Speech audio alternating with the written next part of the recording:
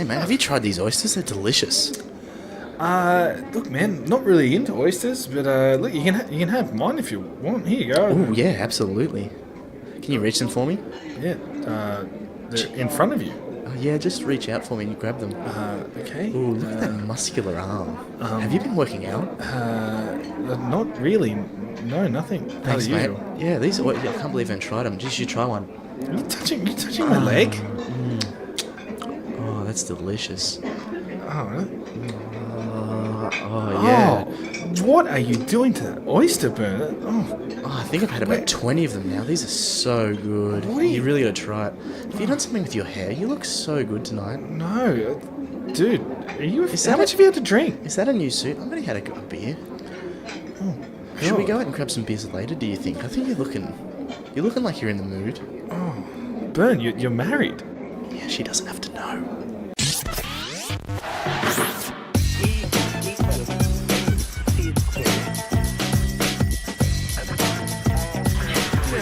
What's the research to try and sound as really like I was doing work? I don't know how this is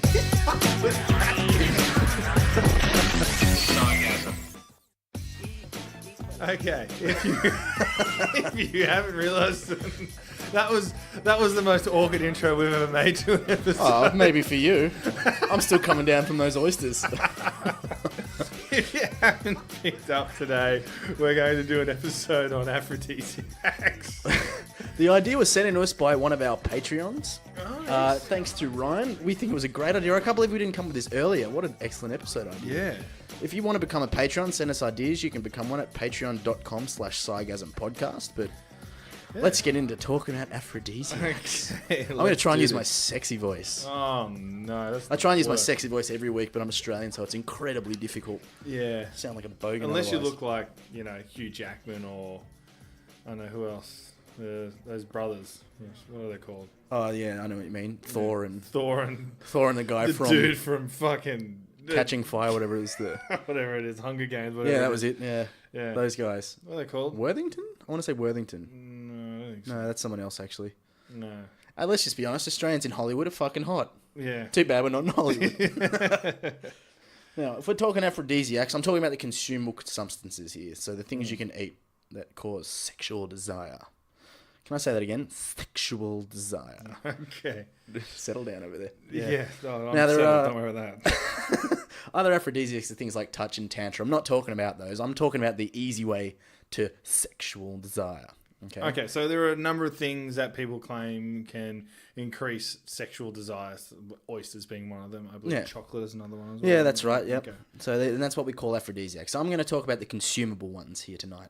So a foot rub could be considered an aphrodisiac, but I'm not going to be talking about rubbing feet. No, that probably would have been a more awkward intro. Now, the idea of aphrodisiacs has existed for literally millennia. Okay, now there was an argument which basically said anything that is genital shaped is an aphrodisiac, which is actually where the idea of oysters being an aphrodisiac comes from. Ah, okay. 'Cause, yeah, Or eggplants. Yeah, that's right. I don't know. I think that just came from the emoji thing. It's like a dick. Yeah, sometimes even literally genitals of specific animals were thought to be aphrodisiacs. Like, I think even tiger penis is still hunted and ground up into a powder and things now, which is really shit, Yeah, fuck them. Yeah, it's The pretty people sad, who do that, not the tigers. The Yeah, tigers, the the tigers tigers. rule. Yeah, and literally fuck them. That's a good way to put it for today's episode too. Now, when we actually start looking at the science behind aphrodisiacs, it's a bit thin. No. Yeah, but when you you might find that not so shocking. I detect the sarcasm in that voice. Yes. I found that shocking. I would have thought that there would be huge amounts of research in this. For some ideas that have existed for so long, surely we'd want to do some research into... I feel scientists of all people would want to know the easiest way to turn people on. Because they need the most help. Yeah, that's right. They're not getting laid like other people are getting laid. So it's not as easy for them, if anything, to go by. Yeah. Now, I found a 2013 paper out of Malaysia which did test oyster extracts on the sexual behaviour of mice. Now, this is great study, by the way. Just strap on in. Okay. Now, what they did is they got oyster extracts and they compared it to basically salt water. So they gave oyster extracts, created a Like a solution, essentially yeah. medicine, a solution, gave it to mice. Then to do a negative test, they gave some mice saline solutions. For the positive test, they essentially gave mice Viagra to see what the positive effect would be. Now, what they found is that the mice given the oyster extract behaved similarly to those given the Viagra. They didn't actually give them Viagra. They gave them the same active ingredient as Viagra, I should stress. It's not like they were grinding up little blue pills to give to mice. Okay? You got the credit card? Yeah. Oh, yeah. Hard for days. Now, what they saw was that, yeah, oysters did actually have a similar effect to the medicine that contained the Viagra. But I should stress that the oyster extract was mixed with ethanol. So when they redid this test, instead of mixing the oyster extract with ethanol with an aqueous solution, a water-based solution, they saw that it was a much more minimal effect. So essentially they got the mouse drunk and then the inhibitions dropped. They're just... Imagine them waking up like, oh my god, when did that happen? But there was a mild effect. Now, how they did this, they basically gave the mice the treatment and looked at how often they mounted other mice and things like that. So there was obviously a significant increase in the Viagra. There was not a significant change in the water-based one. And there was somewhere in the middle when they gave them the oyster treatment with the alcohol in it. It was even less when they gave them the oyster treatment with the water, though. Ah. Now, there are a pile of other papers that suggest that oysters might have an aphrodisiac effect, but they don't actually test the aphrodisiac effect. So what they're saying is they ground up and had a look at the stuff that's in oysters. And there's particularly two compounds in oysters which are important. The first one is zinc, and the second one is a type of amino acid called D-aspartic acid, which may lead to increased levels of testosterone. It may also suggest that it improves sex drive because of that increased testosterone, and it does other things which are associated with happy feelings and increased blood flow, if you will. Oh, okay. Arousal. Yeah, not even necessarily arousal, but increased blood flow. And, blood flow is kind of important to getting a boner. Yep. So that's where they think a lot of this idea about oysters as an aphrodisiac sort of comes from. Now, I don't really like oysters. Do you like oysters? No. No, I never kill been a big Patrick fan. because I like bacon and Worcestershire sauce. Yeah, that's right. I like bacon and barbecue sauce, so I will tolerate the snot rocket in it with it. Yeah, If I can exactly. eat bacon and snot and that, yeah. I just think kind of like olives are just overrated. Yeah. Olives and oysters. I Not love a huge olives. Fan. Yeah, see, I'm not a big fan. Like, usually I like that type of stuff, but yeah. Yeah, okay. Fair enough. Yeah, no, I don't know about oysters, though. Brave man who first ate oysters. In my readings, apparently Casanova was rumoured to have 40 oysters a day. Oh, wow. Yeah, which gave him sexual powers. He's a Casanova. It's the half-truth. Yeah, he could be a half-truth. Half-truth, but full herd on. Now, the other aphrodisiac you mentioned. Chocolate. Yeah. Yeah. That's the other one I started to look into as well. And that's, for me, far more palatable. Like, if I'm going to go for an aphrodisiac and test it out, I'm testing chocolate, not oysters, Like, shit. What the hell's with that? Now, it's a very popular gift on Valentine's Day. Did you get your wife some chocolate on Valentine's Day? I ate it all. No. I got her like some flowers, but I made a video of our trip to Europe. I think I showed you. Yeah, you did. Yeah, you remember I mentioned it? Yeah. It's just me singing, "Hey Prassy, you're so fine, you blow my mind, hey Prassy," and then me clapping. Yeah, and just snapshots. It was like her face. Should we share that on Sci-gasm? No. I feel like we should share that on Sci-gasm. It's fantastic. I'll tell you what, you did better than I did. I got a single rose and brought it home in a measuring cylinder, so didn't have a vase. But it graduated. It was fine. We knew exactly how much water it was drinking. Yeah. But yeah, and so her face when I showed her this video was just like, it was a smile. Like, she's like, "Oh my God, you've made a video. How lovely," And then she's just smiling, and this kind of just that grin just dropped to this kind of eyes squinted and head tilted to the side. I don't get it. Yeah. Yeah, it's like, what the fuck is this? Love you, baby. That's good. I'm trying that next year. I think my wife also saw it. Might not work. So, "You're just ripping weight off." Yeah. Yeah. He told me he got laid. I thought it'd work. If Wade's wife's listening, he didn't tell me. I just assumed.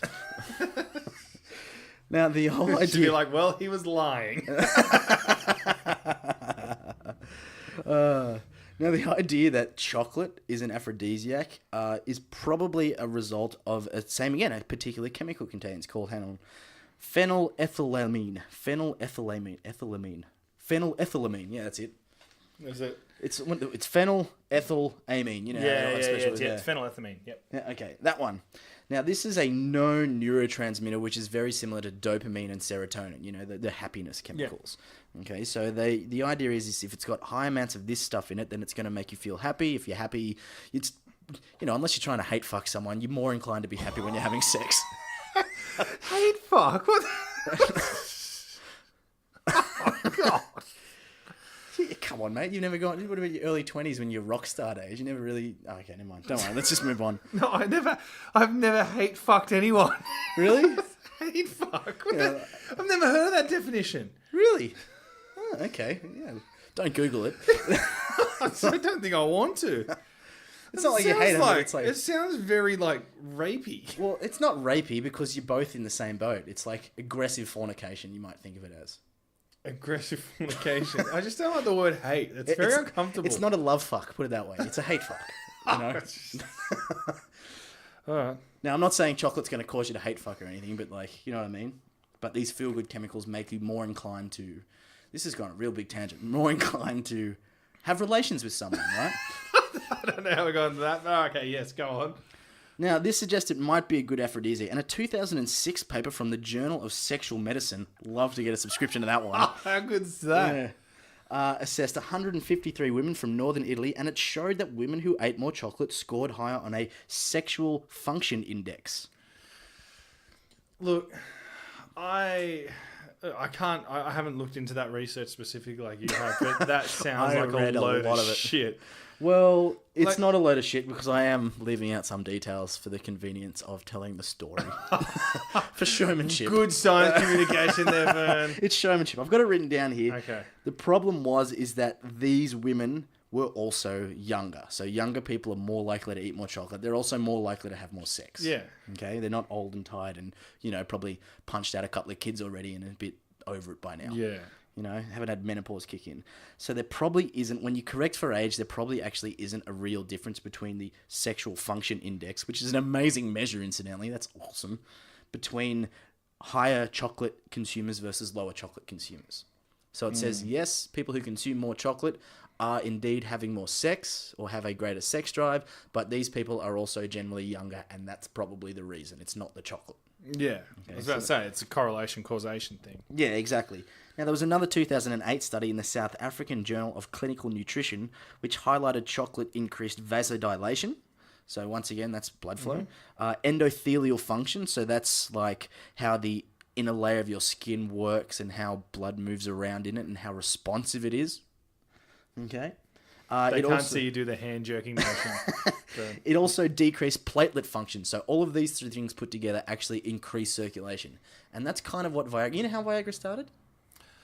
Yeah, it was originally... What was it? It was originally used... it came up with... What was it? I can't remember, but it was used for one thing. Like, oh my God, wait a minute. Was it heart attacks or something like that? Yeah, it was used for trying to reduce heart attacks by increasing blood flow or... That's it, and then there's everyone start getting boners. Yeah, and that's what this South African Journal of Clinical Nutrition study found, was that chocolate does indeed do the same thing, not to the extent of Viagra, but it does improve blood flow as well. Yeah, but you have to look at like how much chocolate you'd have to eat for there to be that increase. Exactly, and like when we're talking chocolate here, we're really talking cacao and like the really dark chocolates. Like the 90%. Yeah, you're not having a Cadbury Dream and getting a boner, you know. Getting stuck in a box of favourites going, oh, I'm in the mood, dear. Rager. Yeah, so it's probably not really working. So once again, there is limited research. There's some research that suggests, not even really suggests that chocolate have an aphrodisiac effect, but there's something in there that says, yeah, you know what? There is a very small chance that it might have an effect. A bit like the oysters, right? The oysters test as well. They're like, oh, you know what? Yeah, maybe, but it seems unlikely. Yeah. But we did see something, but it's probably unlikely. Same with the chocolate. Like, we did see something going on, but it's probably a whole lot of other factors that have to do with it. You know, maybe people who consume oysters are just more sexual beings. Thank you very much for wasting our time today. But I'm saving people money here. They're not trying to like plow their wife or their husband with oysters and chocolate. You know, you can go, look, I know this isn't going to work. Maybe a good foot rub or back massage or just watching some good old porn will help. You know. Now, Chocolate oysters. isn't that the back? No, mine.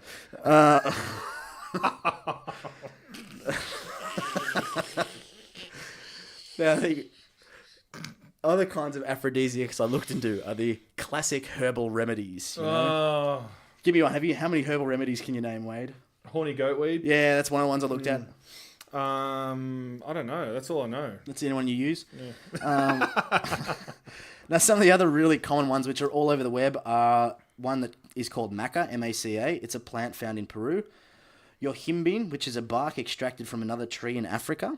There's horny goatweed, which is also called epimedium, which is a plant found all across the Mediterranean, even up to China. And you might have heard of this one as well, ginseng.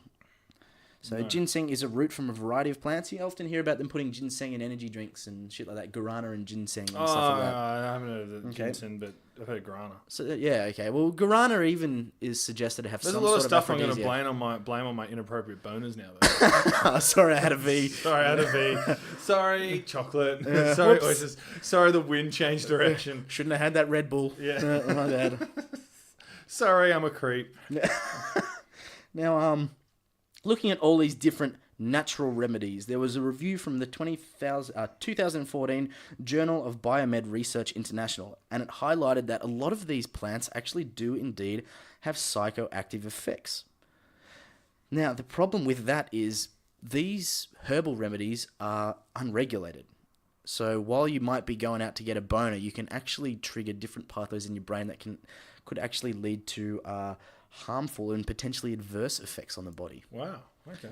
Yeah, so the paper goes on and cautions against the uncontrolled availability. So even though these are herbal remedies and, you know, they probably don't have any effect on whether you're getting hard or, you know, getting sassy and into it or anything like that, there might actually be other effects, especially if taken with unregulated dosages of it, that can lead to problems further down the line. Wow. So maybe we should, even though these are herbal remedies, we should start regulating them for other potential harmful effects. That's so ridiculous. The only regulation that herbal remedies need is that so they don't harm people. Yeah. Well, there was another 2011 paper from the Food Research International Journal, and it did recognize some preliminary studies showing a potential aphrodisiac effect of some of these herbal remedies, but it was very critical of the poor controls and limited size of the studies, as well as a lack of any mechanism of action. So it did a review of all these aphrodisiacs and said, do they work? And it said, yeah, there are quite a few papers out there that suggest they work. But when they actually looked at the details of the paper, there were very few controls in place. So there might have been... it's typical, isn't it? If someone said to you, oh, we're doing a study about sexual arousal, take this, you're probably going to go, I do feel aroused all of a sudden. I've been thinking about sex all week while I've been taking these pills. Okay. There was a limited sample size in all these studies too, which is, you know, always a big problem. And there's also really no suggestion of how taking these supplements could actually lead to an erection. Like, take this. Oh, erection happened. There you go. It must be the supplement. You know, that's just not how science is done. You know? Now, another 2015 paper in Sexual Medicine Reviews, there's some great journals out there, I'm loving this topic, suggested that risks of consuming your himbine, that's the bark one I was talking about, may actually outweigh any benefits. So even if you're getting a boner, you could be doing more harm to yourself than good. And it actually also showed that increased taking of these supplements led to decreased sexual action as well. So taking them constantly means that you get less likely to be aroused in the future. You start to rely on them. Wow, okay. So the more you take these things that you don't need, it may have an adverse effect on your ability to perform. Yeah, because you need that in the future. You need that thing as a trigger, you know. It's no longer you're aroused by your partner. The arousal you're getting is from the process of prepping for sex, if you will. Oh, okay. Now, it looked into also the maca, that's the root, and the ginseng as well, this thing, and it said that the data is currently too limited to make a call on their effectiveness as an aphrodisiac, and more trials are needed. So, frankly, it says we don't really know about these two other newer options for aphrodisiacs yet. Another 2007 study in Current Sexual Health Reports said that there was no strong medical evidence in support for the use of maca as a treatment for female sexual dysfunction. So maca is maca, I think it's maca, M-A-C-A, is a very popular herbal remedy these days for what they call sexual dysfunction. I just say getting in the mood. But it doesn't actually, there's no data to back it up, and that's from the female side or the male side. It's not helping anyone here. No. Now, another study in the Journal of Sexual Medicine from 2010 said that the data on euhimbine does not support its widespread use in treatment of erectile dysfunction, although this study also did highlight the potential of ginseng. So it said maybe there is something going on with ginseng. Ginseng might actually work. But it goes on and concluded that current evidence does not support the use of any natural aphrodisiac as a treatment for sexual dysfunction, and even cautioned that some products were found to actually have been sneaking in components related, once again, to the active ingredient Viagra. So they're mixing in some Viagra to kind of give it the effect of something that's known. Okay. So people would continue taking it, even though, so what they do, they get a Viagra pill, grind it down. People who perhaps don't have the sexual dysfunction that someone who legitimately needs a Viagra pill to get a hard on with, they get that minor effect and go, holy shit, this herbal remedy totally works, I'm going to buy more of it. But it's nothing to do with the herbal remedy, it's the fact that the active ingredient in Viagra has been mixed in there as well. Oh, wow. Sneaky fuckers, right? Yeah, I know. Yeah. Well, literally, sneaky fuckers. Yeah, sneaky fuckers, yeah. It's a bit awkward when you got a boner for 2 days or something, though. Why would you go down? I've got a rash now. My hand's calloused. My hand's calloused. And I'm so sore. Now, after looking at all of these things, once again, this comes down to the placebo effect, hey? Like, we've talked a bit about the placebo effect in our past episodes. Like, whether an aphrodisiac actually works or not really depends on whether you think it works. You know what I mean? Yeah. And as well, there's just not really enough information out there, is there? No. Like, not enough. Well, the thing is as well, one of the things that we have to be careful of, it's like, yeah, okay, we can't prove it does or doesn't exist. You know, you look at the whole kind of God aspect of it all. And it's like, well, we can't prove it does exist. It may, but more research needs to be done. At the end of the day, like, I understand more research needs to be done, but like, at what point do you draw the line and go, okay, that's enough. Yeah. Like, we don't, you know, we can't conclusively say this. It looks very unlikely. I don't know. Well, that's some of the other papers go on to say the complexities of human arousal go way beyond a one-stop fix-all. Exactly. You know? That's what I was going to say. It's like with these trials, if you say, we want to see if this sexually arouses you.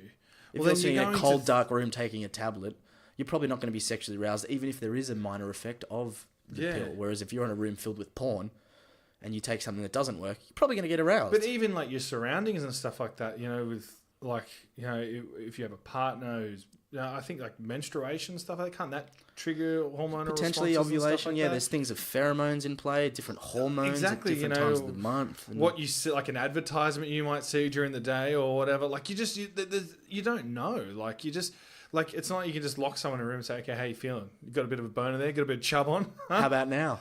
How about now? Yeah. So, I just think it's really hard because you're kind of dealing with human emotions and you don't know if something from the outside may affect them, their sexual drive, they got some bad news or it's their everyday routine, might need to change up. I don't know. There's so many variables in it. There is. And like sometimes you're not in the mood, but hell, I'll have a go anyway because, you know, it's a good fun. Disappoint them once, disappoint them again. Yeah, that's right. Like, it is. I think it's way... I feel like if there was a one-stop fix-all, so to speak, some sort of magic drug or magic substance that made you sexually aroused instantly, we would have found it by now, and it would be world famous. You know, everyone because that would allow a whole lot of people to breed, and that's basically a drive behind all living things and humans is that instinct to breed and reproduce. Yeah.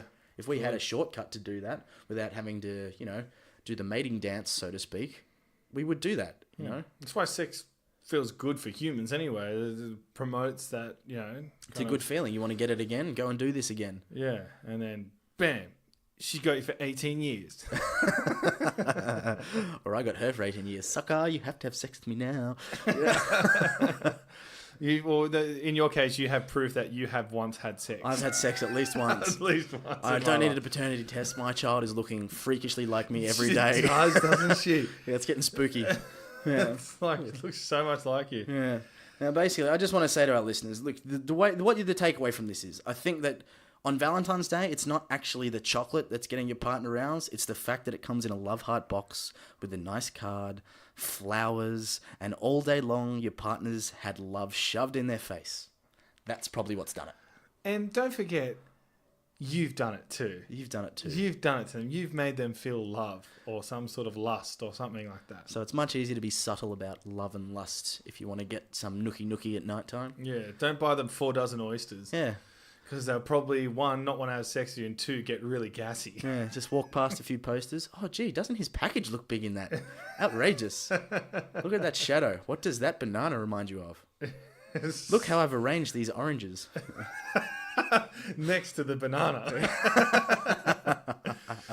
Well, thank you so much, guys, for listening to this week's episode of Sci-gasm Podcast. We really appreciate all your support. Thank you to our Patreons, first and foremost, for helping to make the show questionably good. You can follow us on Twitter at Sci-gasm Podcast. You can follow us on Facebook, Sci-gasm Podcast, Instagram. You can visit our website, sci-gasm.com, where you can get all the latest news and events and things like that, what we're up to, where we're going, where we've been. So thanks very much, guys. If you've got any topics you'd like to hear about, such as aphrodisiacs, even though I've already done it now, please let us know on any of those platforms Wade just told you about. Thanks, guys.